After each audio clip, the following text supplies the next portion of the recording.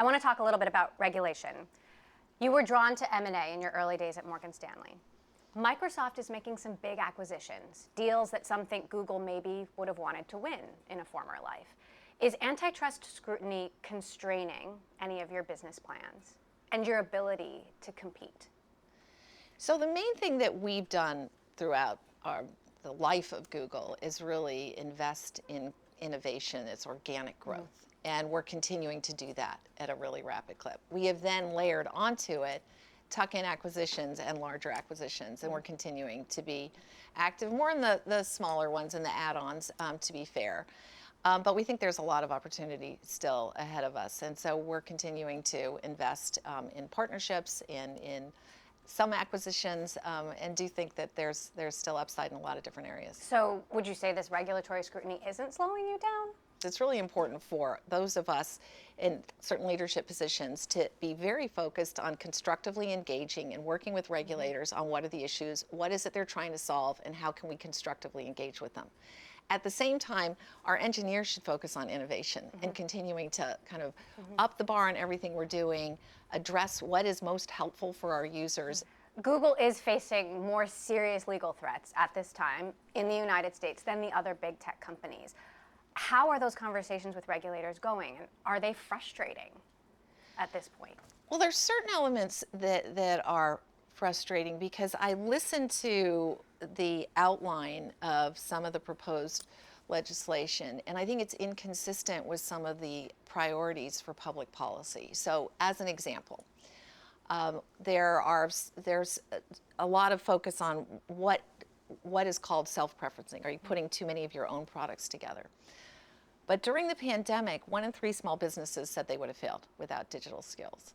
Why? Because what they were able to do is connect with their users in different ways. So if you go search for a small business, you can then go to a map and you can get directed to the small business. That's a good thing. We have 6,000 small businesses who wrote in and said, you know what, we need these digital tools and skills.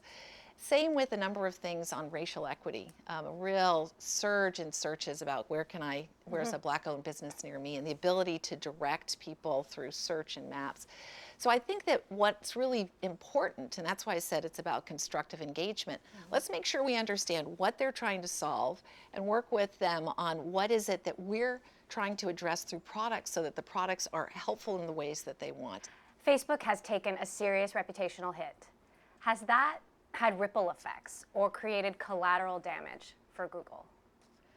Well, I think that whenever there's a backdrop that's challenging, it has ripple effects. But what we're really underscoring is all of the steps and investments that we are making to really protect the ecosystem the way our commitment to our users. So we know how sacrosanct that trust is, and it's all about privacy and what are the steps that we're taking to make privacy protected for our users. What is it that we're looking at to protect content and content moderations? Google now reaches more than half the people on the planet.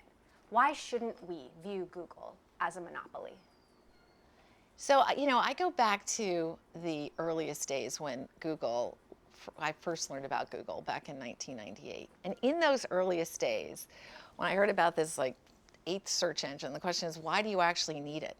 And back at Morgan Stanley, I was working with our research analyst, Mary Meeker. She actually had her team put up white pages all around the conference room and was doing this comparison. What provided the most responsive results most rapidly? And all of a sudden you could see, well, wait a minute, this Google thing, actually, maybe we do need something new. And that's been the ethos at Google since inception, is just continue to innovate to make this an ever better experience for users. And so if we can deliver on that, which is what drives people here, it's really opening the world for so many people. So that's the intent.